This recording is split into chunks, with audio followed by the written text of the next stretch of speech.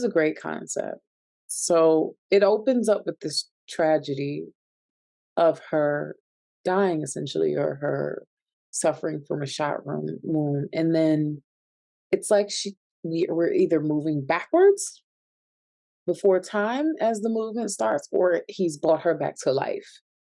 Um, I thought the sound design was really nice, a really nice touch with the sirens, and the police activity in the background.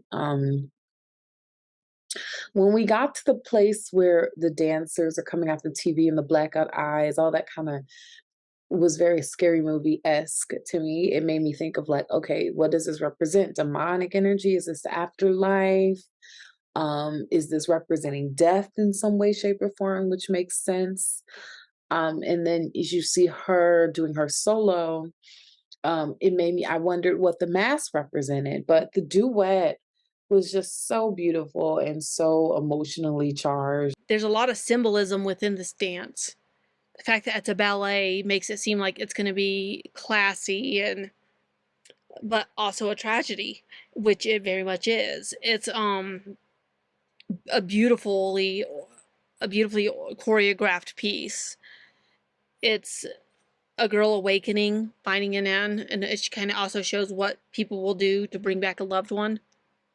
The girl at the end becoming soulless with her eyes going completely black was unexpected and a little bit of a jump scare, but it still worked with this narrative.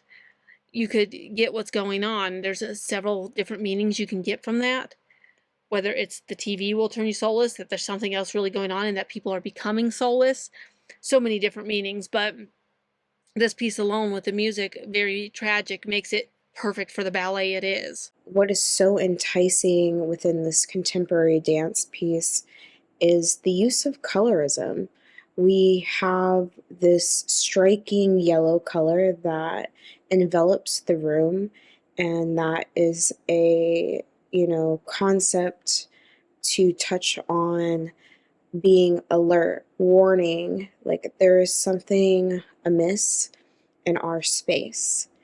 And so we see this even in the subtle ways where she's wearing yellow nail paint. We see the use of yellow in her clothing and her wardrobe. We see gold on her accessories. The accessories are very striking, very strong feminine power here, kind of giving steampunk meets Cleopatra almost, kind of made me feel reminiscent to films such as The Woman King, and just diving into these cultural spaces to be able to honor this culture.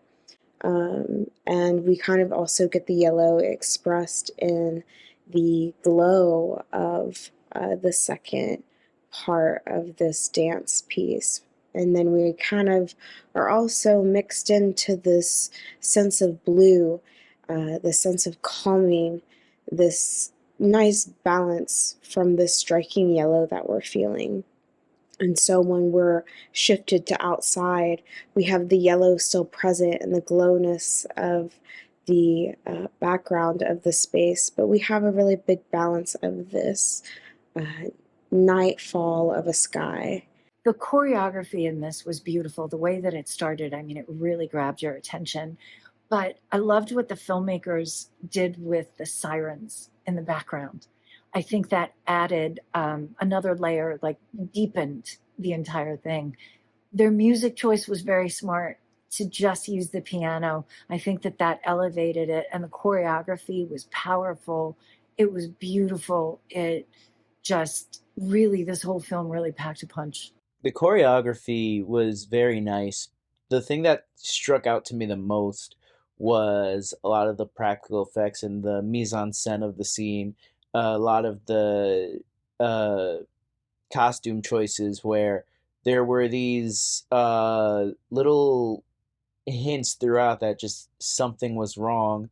And I think it honestly hit that crescendo very close to the end where a lot of the dancers' movements were very unnatural, and then it goes into that close up where the eyes are just pitch black and it just takes you by surprise. The music is quite haunting at the same time. It's beautiful and haunting. I really enjoyed it. I really enjoyed the starting when there's the main dancer. He's carrying his co-star, and she's kind of dead, and then she comes back to life, and then start wearing a mask. The more we go on, the more it becomes not really terrifying, but yeah, I would say scary. It's not as at the beginning. Almost seems a little bit pleasant, and then it goes darker and darker and darker, and more haunting. The brilliant dancers were 100% committed to their work. The pas de deux was just gorgeous, very sensual and passionate. I enjoyed the stark imagery of this one, notably the various TVs on stands revealing a dancer's face in an ominous way. The tinkling of the piano was startling and beautiful. I thought the dark, watery eyes of one of the dancers were perfectly striking and melancholy. Finally, I love the writing, so touching, especially the scene of death and blood.